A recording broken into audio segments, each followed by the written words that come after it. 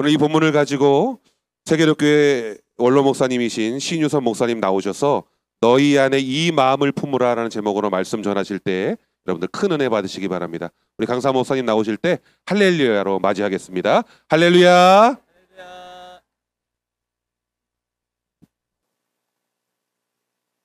옹기호라는 분이 쓴 단속사회란 책이 있습니다. 쉴 새 없이 접속하고 끊임없이 차단한다 의미에서 지은 책입니다. 그 책에서 그는 이런 말을 합니다. 이 세계는 일상에서 정체에 이르기까지 편을 강요하고 곁을 파괴해 간다고 했습니다. 이 책이 나온 지가 10년이 됐습니다만 날로 그런 것 같습니다. 편이 강요되고 곁은 자꾸 밀어내는 편 만들기에 급급한 누구 편이냐, 당신 어느 편이야 에 따라서 모든 게 결정되어가는 이런 모습입니다. 그러다 보니까 날로 갈등이 증폭되어가는 모습이 나타나고 있습니다. 여러분, 갈등이라는 한자어 칡갈자와 등나무 등자로 씁니다. 원래 칡나무와 등나무를 뜻하는 것이 갈등입니다. 칡나무와 등나무는 모두가 넝쿨 식물입니다. 꽃은 모두 예쁘고 아주 향기롭습니다. 특성은 두 나무 모두 다른 나무를 감아서 올라가는 성향이 있습니다. 그런데 문제는 두 나무가 만나면 문제가 생깁니다. 서로 엉켜서 반대 방향으로 감아 올라가기 때문에 그렇습니다. 칡나무는 왼쪽으로 감아 올라가는 성향이 있고 등나무는 오른쪽으로 감아 올라가는 성향이 있습니다. 그래서 두 나무가 마주치면 서로 꼬면서 감아 올라가게 됩니다. 동 문제는 두 식물이 감아지는 힘이 워낙 강해가지고 서로에게 고통을 안겨주게 돼가지고 이것을 갈등이라고 부르는 것입니다. 갈등은 그러니까 가까이 있어서 서로 찌르고 다투고 결국 갈라지는 이런 관계의 아픔을 갈등이라고 말합니다. 가까이 있기 때문에 서로 찌르고 다투고 갈라지는 관계 속의 아픔, 이건 가정에도 나타나는 것이고 한데 이 관계의 아픔이 교회도 예외가 아니라는 것입니다. 일반적으로 교회 밖의 사람들이 교회 안에 우리를 이중인격자로 보는 그런 경향들이 있습니다. 말과 행동이 다르다는 거죠. 사랑하면서 교회는 왜 그렇게 싸우기를 잘하냐 하면서 비아냥거리는 이들이 있습니다. 근데 사실 교회 공동체를 잘 모르기 때문에 나는 그렇게 말할 수 있다고 생각합니다. 교회 공동체를 구성하는 요원들을 보십시오. 얼마나 다양한지 모릅니다. 골로새서 3장 11절에도 보면 거기에는 헬라인이나 유대인이나 할레파나 무할레파나 야만인이나 수구디아인이나 종이나 자유인이나 차별이 있을 수 없다 하며 오직 그리스도는 만유이시고 만유 안에 계신다고 말씀하고 있습니다. 얼마나 다양한 사람들인지 아마 교회가 아니라면 만나고 싶지 않은 그런 이들이 교회에서 우리 만날 때가 참 많습니다.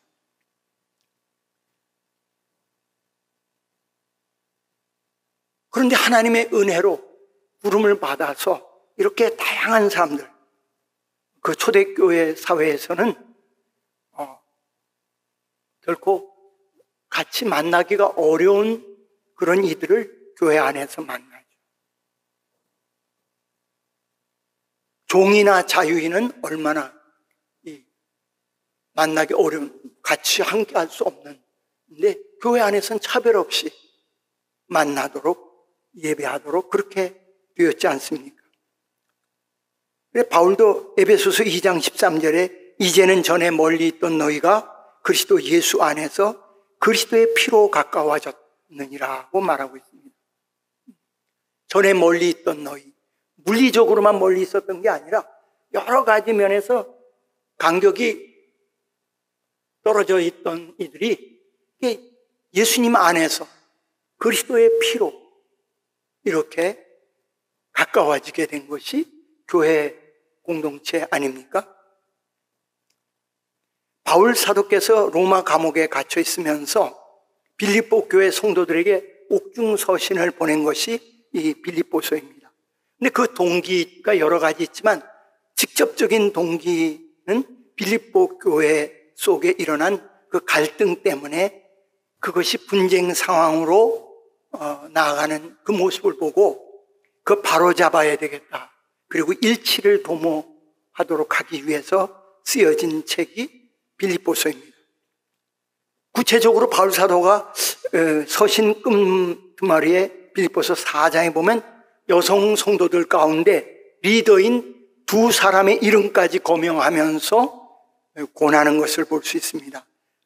두 사람 사이의 갈등이 그만큼 많은 성도들에게 미치는 영향이 심각해졌다는 걸 알 수 있습니다. 아마도 당시 그 사회의 영향을 받았는지 그 사회, 빌립보 사회가 굉장히 경쟁 관계가 치열했던 것 같습니다. 오늘 사회도 그렇지 않습니까? 그 당시는 로마의 식민지였던 이 빌립보, 로마의 영향을 받아서 그 사회가 아주 굉장히 경쟁적이었는데 교회는 안 받아들일 건 받아들이지 말아야 되는데 이 교회가 세속화의 물결을 받아들이는 가운데서 보면 어떤 건 이렇게 경쟁 관계를 갖게 되는 것, 이건 교회 안에서 다툼이나 분쟁을 또는 갈등을 일으키는 원인 중에 하나입니다.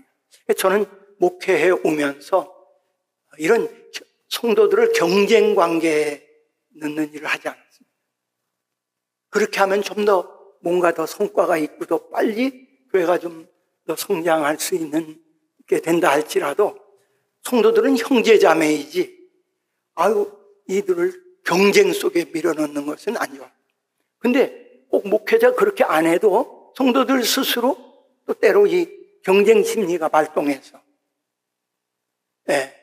이렇게 상대를 자꾸 밀어내는 또 자신을 세우려고 하다 보니까 거기에서 생겨나는 갈등이 있었던 것 같습니다. 빌립보서 4장 2절에 보면 내가 유오디아를 권하고 순두개를 권하노니 주 안에서 같은 마음을 품으라 하는 이 바울의 권면이 보여집니다. 예나 지금이나 건강한 교회를 이루는 데는 그 과정 속에 많은 이들의 땀과 눈물이 있었음을 부인할 수 없습니다. 그런데 이렇게 해서 참 아름답고 평화로운 교회를 이루어 가는데 또 어느 날 분쟁이 생기게 되거나 갈등이 심화되면 순식간에 엄청나게 교회가 타격을 입고 성도들이 상처를 입게 되는 경우들이 생겨납니다. 바울 사도께서 옥중에서 이 빌립보 교회가 직면한 이 위기 상황, 다툼과 갈등 이로 인해서 분열될 수 있는 이런 상황의 소식을 듣게 되면서 사랑하는 성도들을 달려가서 만나서 권하고 싶지만 편지로 오늘 권면하는 것이 오늘 1장 27절 이하에 쭉 나타나고 있습니다. 그러면서 그 권면 속에서 몇 가지를 여러분에게 말씀드리고 싶습니다. 첫째는 그리스도의 복음에 어울리는 삶을 살라는 것. 1장 27절 보면 오직 너희는 그리스도의 복음에 합당하게 생활하라. 내가 이는 너희에게 가보나 떠나 있으나 너희가 한 마음으로 서서 한 뜻으로 복음의 신앙을 위하여 협력하는 것과 무슨 일에든지 대적하는 이들에 대해서 두려워하지 아니하는 이것을 좀 이 일을 듣고 싶다고 하면서 이것이 하나님께로부터 난 일이기에 이런 걸 잘하면 오히려 그것이 너희들에겐 구원의 증거가 되고 저들에게는 멸망의 증거가 된다고 말씀하십니다.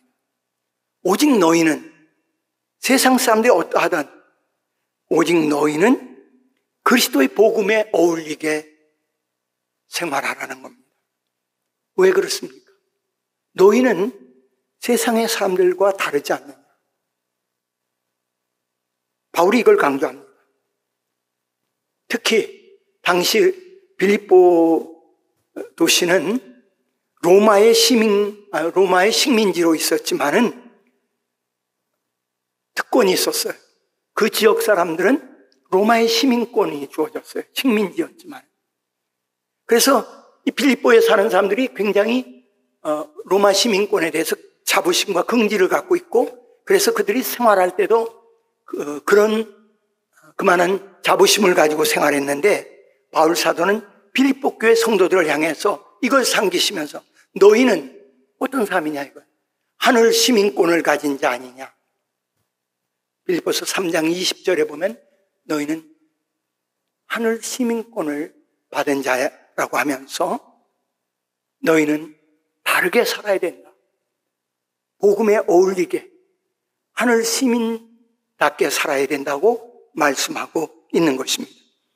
에베소서 2장 4절 이하에 보면 긍휼에 풍성하신 하나님이 우리를 사랑하신 그 큰 사랑을 인하여 허물로 죽은 우리를 그리스도와 함께 살리셨고 또 함께 일으키사 그리스도 예수 안에서 함께 하늘에 앉히시고 이는 그리스도 예수 안에서 우리에게 자비하심으로 그 은혜의 지극히 풍성함을 오는 여러 세대에 나타내려 하심이라고 말씀하고 있습니다.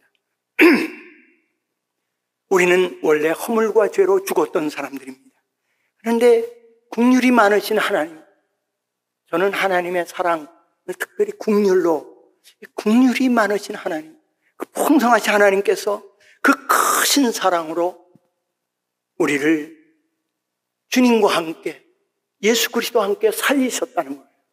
그 죽음의 자리에서 하나님과 분리되고 하나님 없이 살아가던 자리에서 우리를 다시 그리스도와 함께 살리셨고 그분이 하늘에 올라가신 것처럼 우리는 영적 신분이 하늘 위에 앉히신 신분, 우리는 아직까지 하늘나라에 거기까지 올라가지 않았다 할지라도 육신은 이 땅에 있을지라도 이미 하늘 시민권을 받은 자라고 우리에게 말씀합니다. 네. 이건 놀라운 거예요. 땅에 살고 있지만 하늘 시민권을 가지고 사는 것은 빌립보 사람들이 식민지였지만 로마의 식민지였지만 그들에게 로마 시민권을 가진 자부심에 비할 바가 못 되죠. 훨씬 그보다 우리는 더 크고 놀라운 신분적인 축복을 받은 줄 믿습니다. 그래서 이 은혜를 아는 이들은 찬송가 305장에서 우리 많이 부르는 나 같은 죄인 살리신 주 은혜의 놀라움, 한번 같이 잠깐 불러볼까요? 나 같은 죄인 살리신 주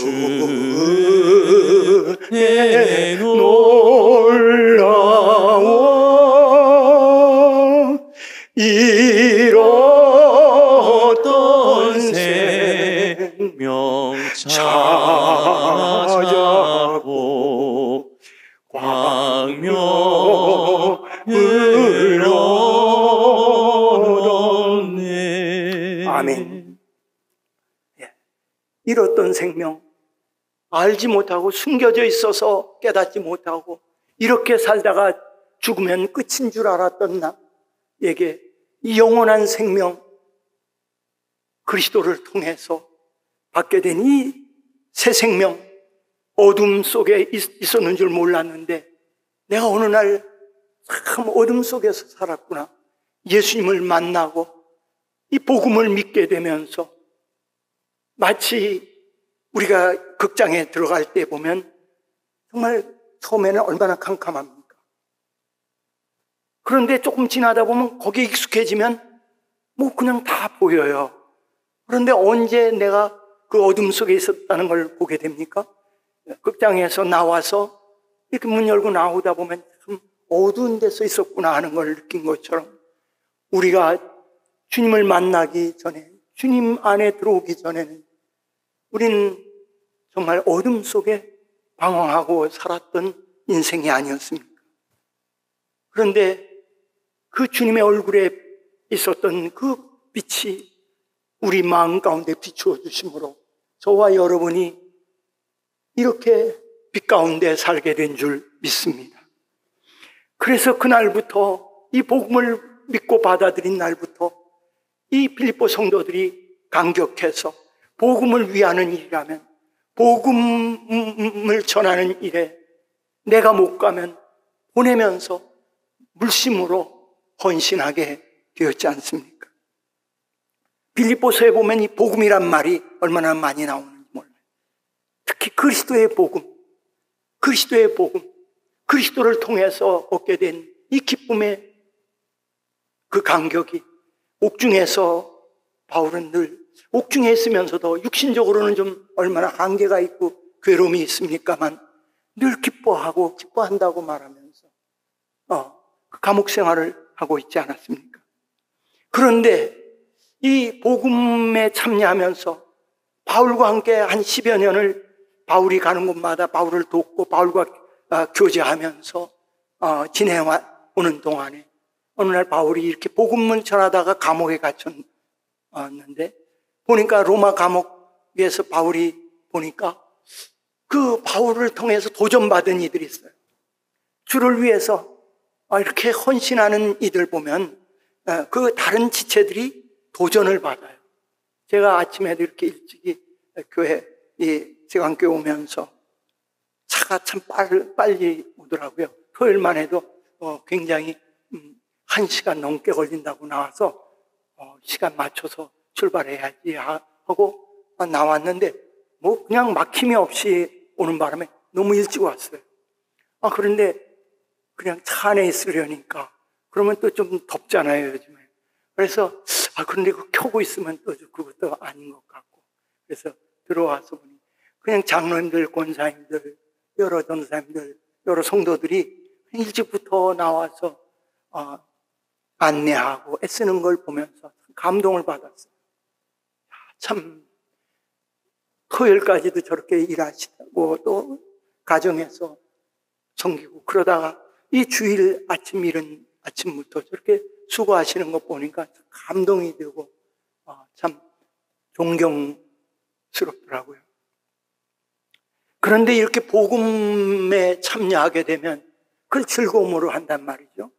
그러나 거기에는 그러나 또 때로 크고 작은 고난이 따르게 마련이에요. 어려움도 있어요. 때로 아픔도 겪게 되어지죠.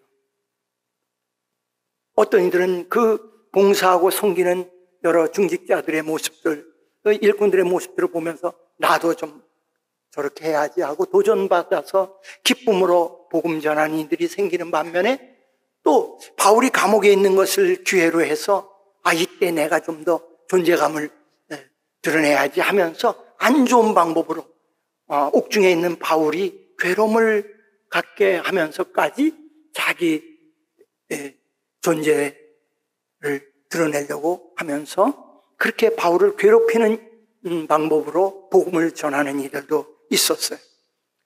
그럼에도 바울은 그런 가운데서도 바울은 뭐라고 말씀하십니까? 빌립보서 1장 18절 보면 그러면 무엇이나 거칠애로 하나 참으로 하나 무슨 방도로 하든지 전파되는 것은 누구죠? 그리스도니 나는 이로써 기뻐하고 또한 기뻐하리라. 다른 복음을 전하면 저주받으라고까지 이렇게 아주 단호하게 이야기했던 바울이 아닙니까? 사람들을 우리가 왜 이단을 배격합니까? 다른 복음이란 말이에요. 거짓 복음을 전하는 이들에 대해서는 정말 그 미혹돼가지고 잘못되는 일들이 얼마든지 있잖아요.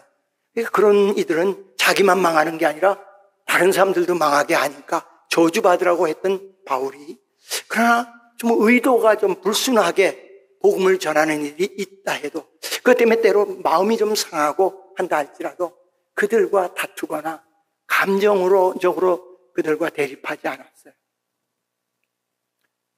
그러다가 잘못해서 그 복음을 놓칠 수 있어서. 여러분, 우리 믿는 이들도 다 감정이 있고 기분이 있지 않아요? 근데 이 감정과 기분이 내 잘못 사로잡히면, 또 경쟁심에 마음을 빼앗기면 정말 중요한 복음, 그리스도를 놓치기가 쉬워요.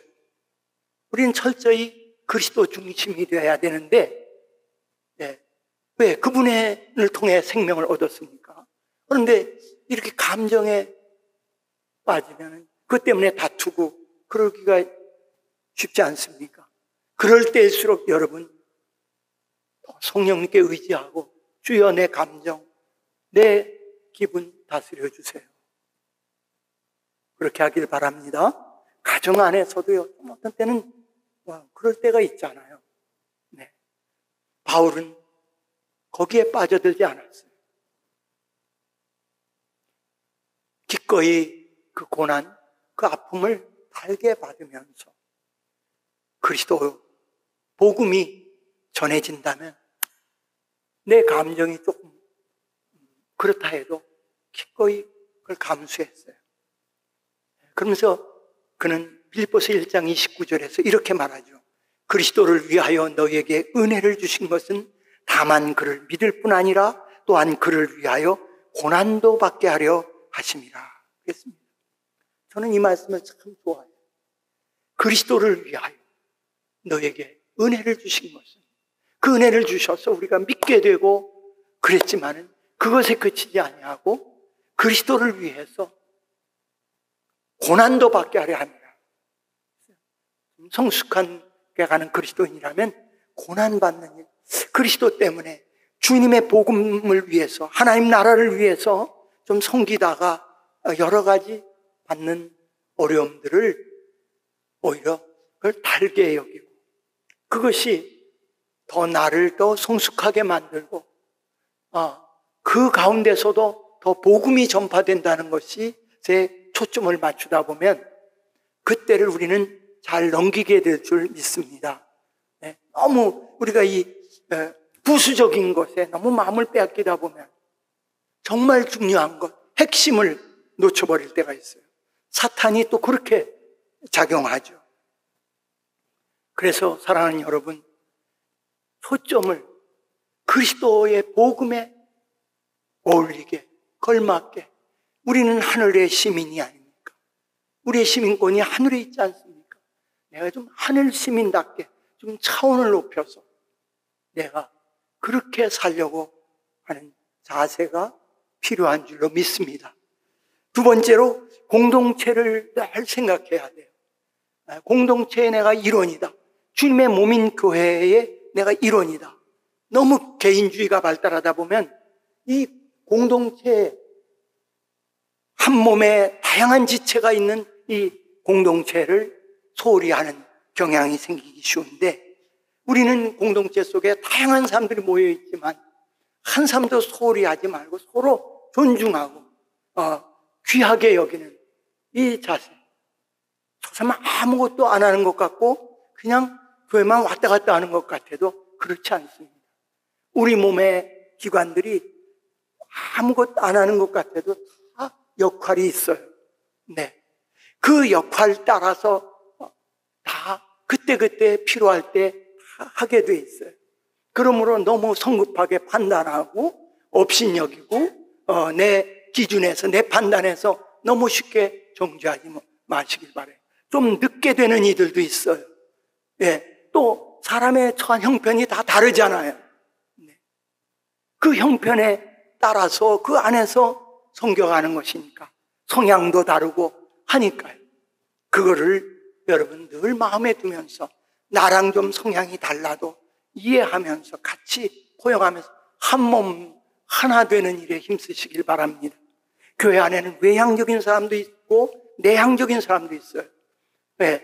그냥 꼭 그냥 이렇게 앞에서 막 해야만 되는 사람도 있고, 저는 우리 최 목사님과도 몇십 년, 아니 이전에 이근희 목사님과도 그 전에부터 함께 했으니까 30년은 이렇게 함께 있으면서도 오늘 장로님 중에 목사님 이게 오랜만에 처음 뵌 것 같습니다. 저는 그냥 평소에 조용합니다. 예, 그래서 있는 데 없는 것인데 그래도 제가 필요할 때는 할 일을 합니다. 그러니까 예, 그런 이들도 필요하고 저런 이들도 필요하다는 거예요. 앞에서 막 저 앞에 나서 하는 이들도 있고 잘 참여하고 같이 하는 이들도 있다는 거. 예. 그래서 그런 이들도 다 존중해 주세요. 그래야 조화가 있고 균형이 있고 교회가 더 든든하게 하나님 나라가 세워지는 줄 믿습니다.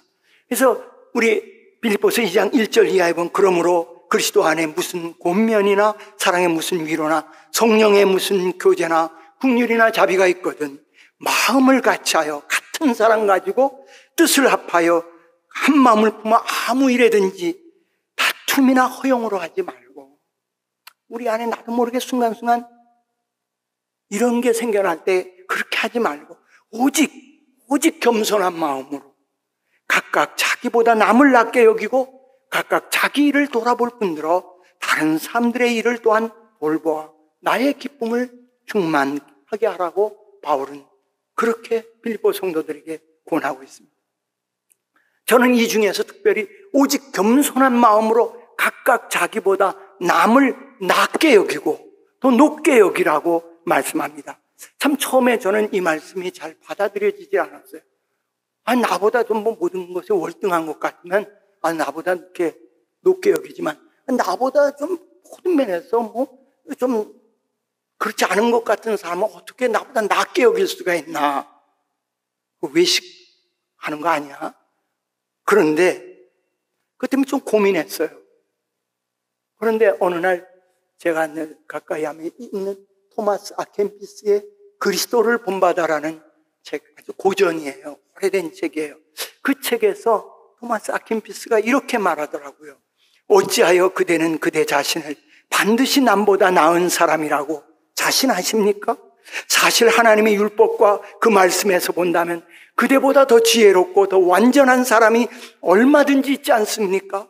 참으로 자기를 알아 겸손해지는 일은 이 세상 모든 공부 중 가장 높고 또 가장 가치 있는 길입니다. 그대가 어떤 사람이 행하는 악을 공공하게 보았다 하고 또한 그 악을 악한 목적을 위하여 가지고 다니는 것을 본다고 해도 우리 자신은 그 사람보다 나은 사람이라고 자부할 것은 아닙니다. 이는 우리가 언제까지나 그 사람보다 나은 사람으로 되어 있을지 알 수 없기 때문입니다. 우리는 모두 약한 사람들이 아닙니까? 우리 자신보다 더 나약한 사람이 없다고 생각함이 좋지 않습니까?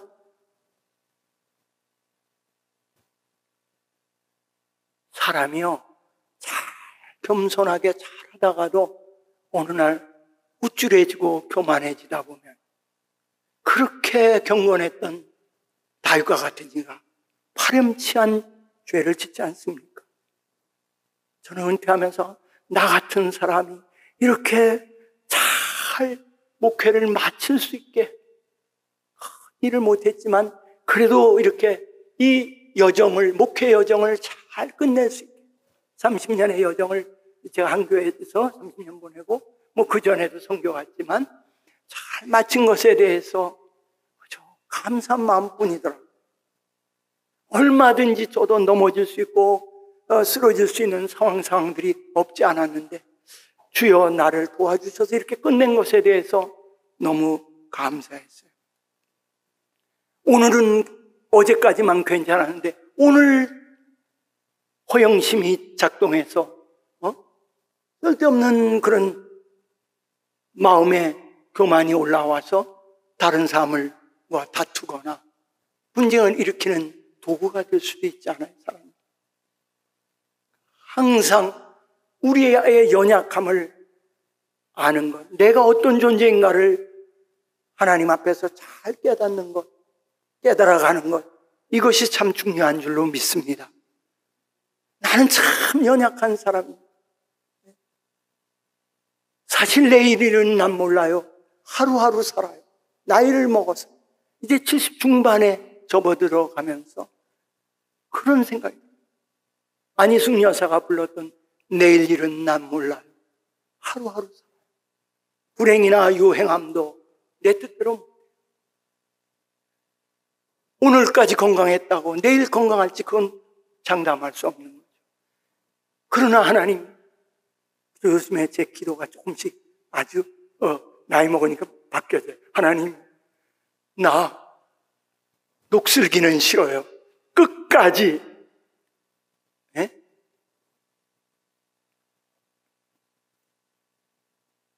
마지막까지 좀 활력 있게 살 수 있게. 오래 사는 것만이 아니잖아요. 좀 그 사는 날 동안에 하나님 달아 없어지더라. 달아 없어지게. 이거 굉장히 이제 아주 지혜가 생기는 거죠. 네. 그렇게 원합니다 하고 그래요. 근데 속이 좀 보이는 거 아니에요? 오늘 교회 안에 여러 유형의 교회도 있고 성도들도 있는데 막대기 신앙 갖고 있는 사람들이 있어요.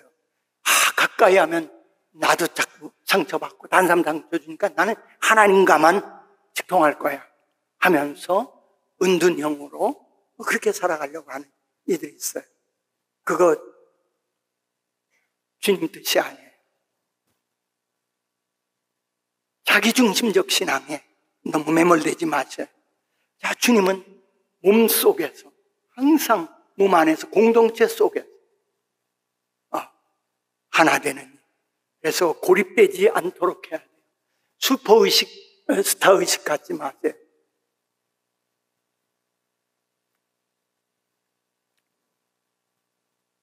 작대기 신앙. 콩자루 신앙, 콩자루 교회가 어때요? 콩자루가 어때요? 부대 안에 있을 때는 다 하나 같은데 쏟아놓으면, 열어놓으면 다 모일 때는 이렇게 모이는데 끝나면 언제 그러냐, 이제 다 각자가 돼버립니다. 네. 이거 하나님이 이런 교회 생활도 하나님 기뻐하지 않아요. 그럼 어떻게? 교회는 그리스도의 몸 유기체라고 했잖아요. 우리 매주 있잖아요. 매주는 어때요? 콩 가지고 매주 쓰면 서로 딱 달라붙어서 서로 너 없이 못 살아 책임지고 끝까지 책임지는. 시간이 많이 가는데 왜 다른 소리 하지 말아야 되죠.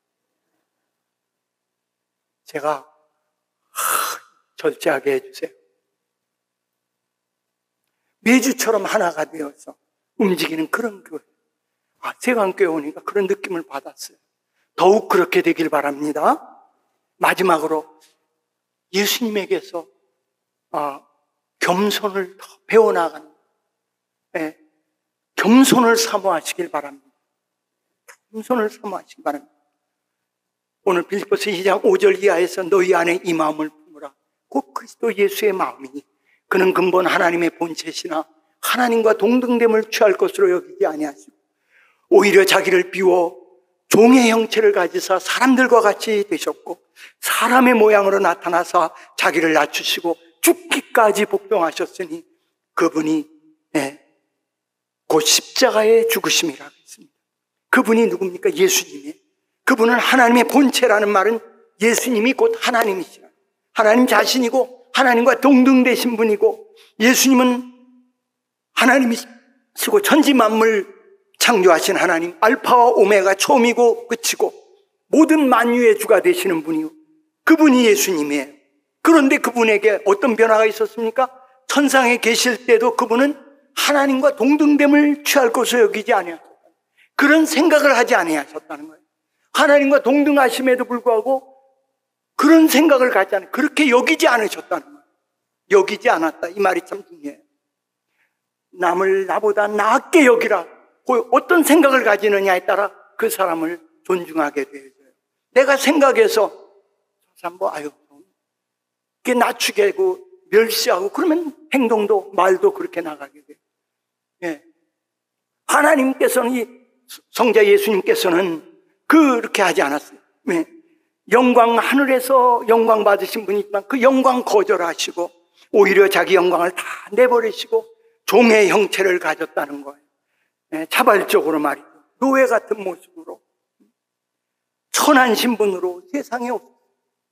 아니 어디쯤 태어나서 복수의 아들이 되시고 베들레헴 구유에 태어나시고 그 크신 그분이 말이죠.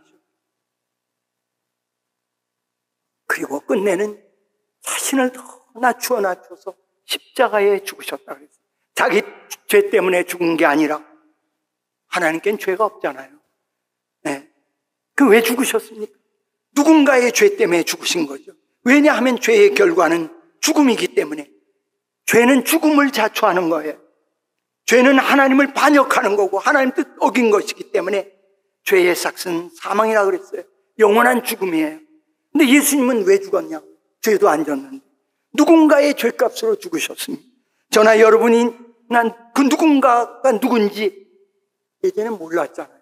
전 어릴 때부터 그냥 유치부 때부터 고무신 신고 아장아장, 제가 유치부에서 부르던 거 지금 고무신 신고 아장아장 느린 걸음 걸을지라도 해바라기 해 따라가듯 나도 예수님 따라갈 거야 이러면서 유치부 때 그렇게 하면서 동산에서 그렇게 노래를 했는데 난 그때 그게 무슨 말인지 몰랐어.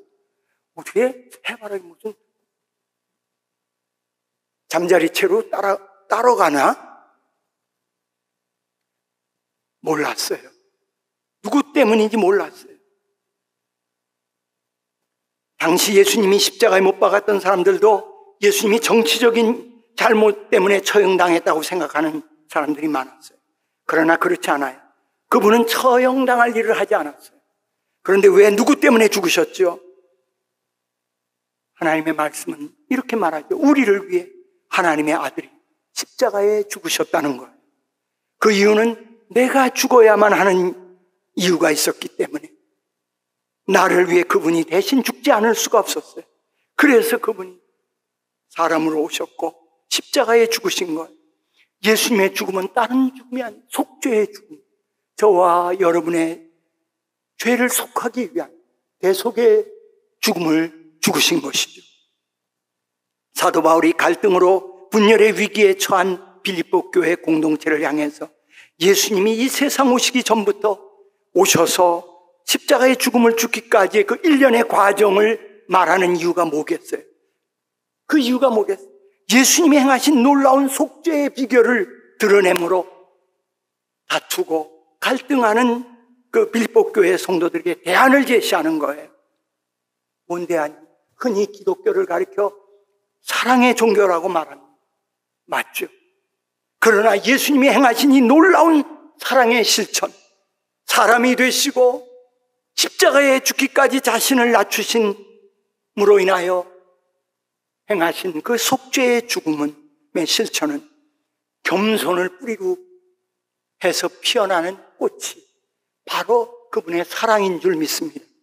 드러난 것은 사랑이지만 그 깊은 뿌리에는 겸손이 있었기 때문에 예수님은 남다른 이런 정말 특별한 겸손을 가지셨기 때문에 그 겸손이 기꺼이 하늘 영광 부족함이 없는 그곳에서 내려오시고 저와 여러분을 대신해서 십자가에 달게 죽으셨는 줄 믿습니다. 이 겸손. 시편 1편에도 복 있는 사람은 그래서 시냇가에 심은 나무와 같다고 했는데 그 비유적으로 시냇가에 심은 나무가 시절을 쫓아 과실을 맺고 마르지 않고 그 잎사귀가 늘 푸르른 이유가 뭐겠어요? 그 시냇가에 심은 나무, 시냇물이 마르기까지는, 시냇물이 계속 있는 한에는 거기에 뿌리를 내리고 있으니까 마르지 않아요. 그래서 늘 푸르청청하고 열매가 있는 거예요. 사람이 어디에 뿌리를 내리고 사느냐? 우리가 같은 믿음 생활을 해도 그 뿌리를 어디에 내리고 있느냐? 예수님의 뿌리는 겸손. 예수님은 겸손 그 자체에 있었어요. 겸손이 그분으로 하여금 사람으로 오게 하셨고 죽기까지 그분의 생애를 보세요. 나는 마음이 온유하고 겸손하니 나의 멍에를 메고 내게 와서 배우라. 그리하면 너희 마음이 쉼을 얻으리니 이는 내 멍에는 쉽고 내 짐은 가볍다고 말씀하신 거 아닙니까? 그 주님 가까이 하면 무거웠던 내 마음이 쉼을 얻게 되는 것은 그분의 겸손이 우리 같은 형편없는 일을 늘 받아주고 품어주니까 내가 그 안에서는 쉼을 얻을 수 있게 되는 거 아닙니까?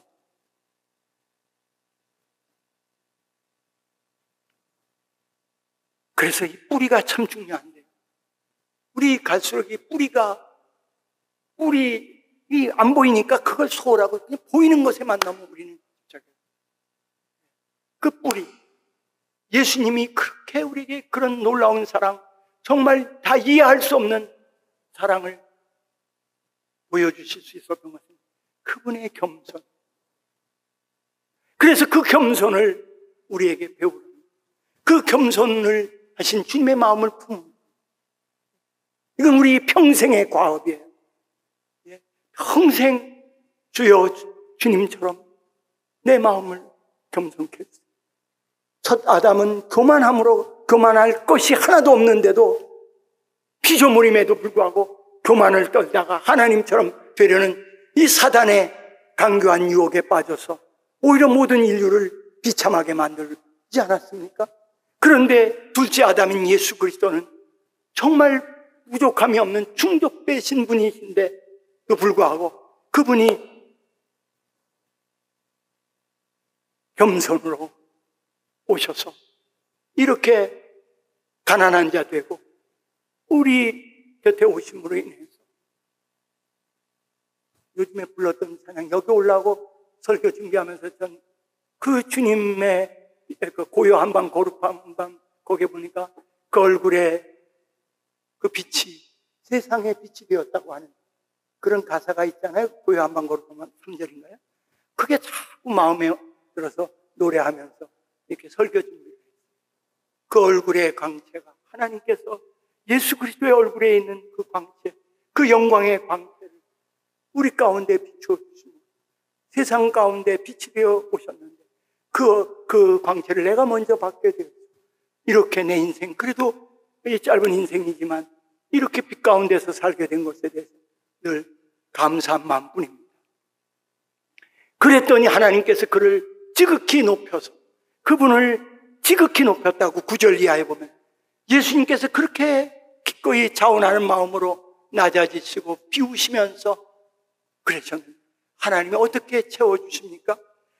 9절 이하에 보면 하나님이 그를 지극히 높여 모든 이름 위에 뛰어난 이름을 주사 하늘에 있는 자들과 땅에 있는 자들과 땅 아래에 있는 자들로 모든 무릎을 예수의 이름에 꿇게 하시고 모든 입으로 예수 그리스도를 주라 시인하여 하나님 아버지께 영광을 돌리게 하셨다. 이게 하나님의 방식이에요. 낮추시고 높이시는 거예요.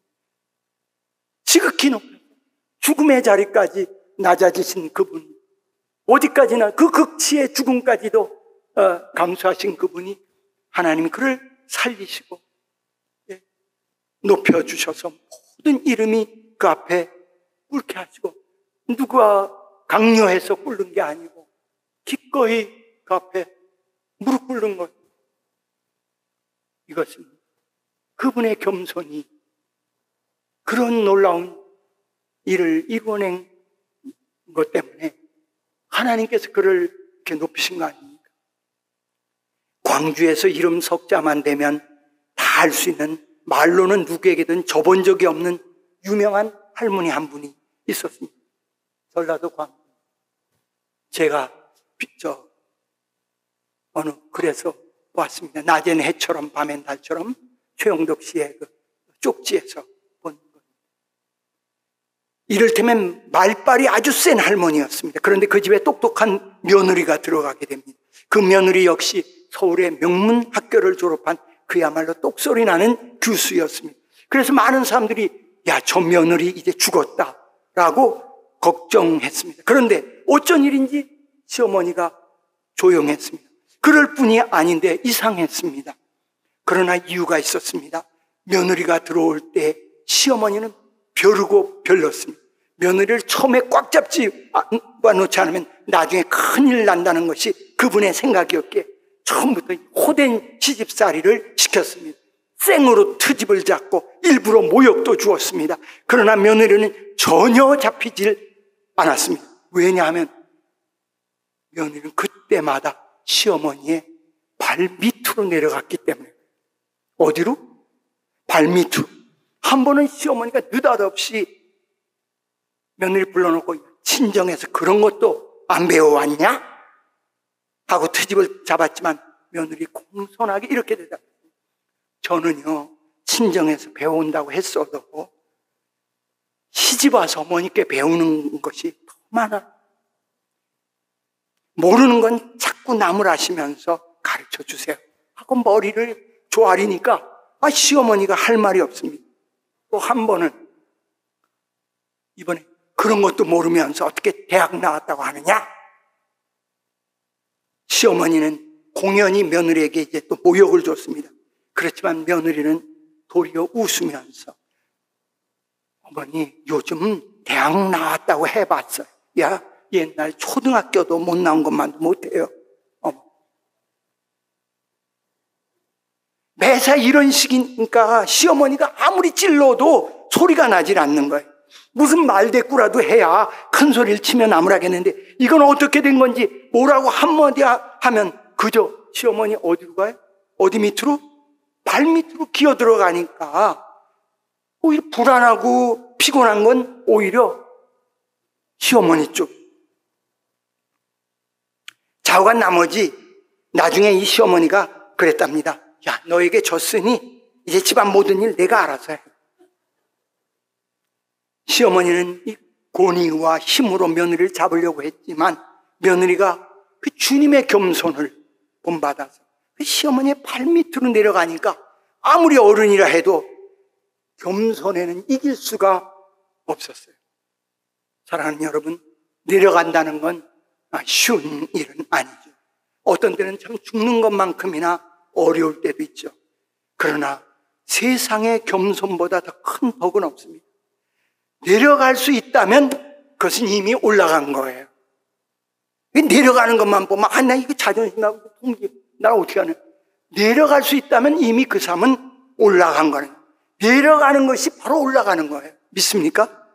내려가는 게 올라가는 거다. 한번 따라해보세요. 내려가는 것이 올라가는 것이다.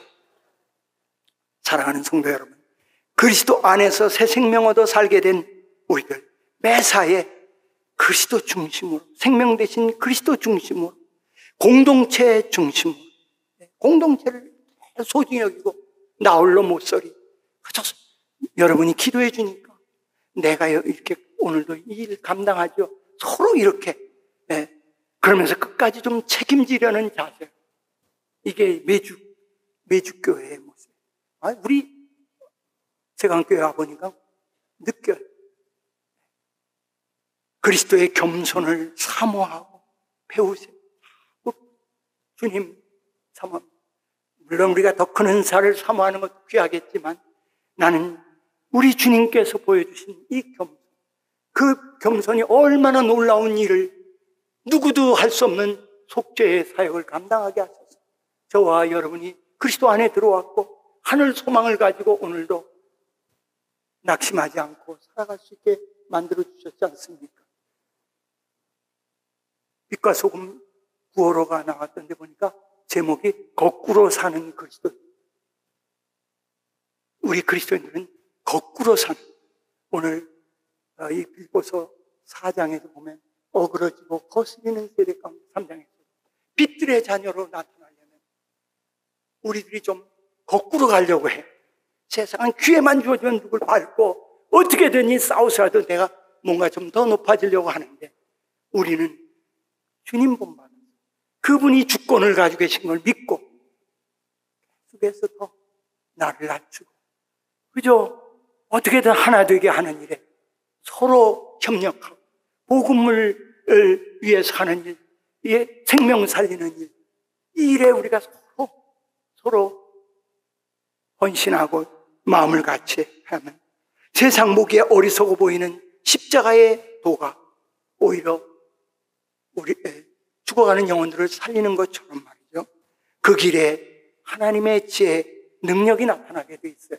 철저히 좀 더 우리 모든 중직자들, 우리 모든 주의 종들이 좀 더 좀 낮은 자세, 더 마음에 허리를 동이고 더 처음도 겪는 첫째도 둘째도 셋째도 겸손을 가지고 나아갈 때 하나님의 능력과 세상을 이기는 승리를 경험하게 될 줄로 믿습니다. 기도합시다.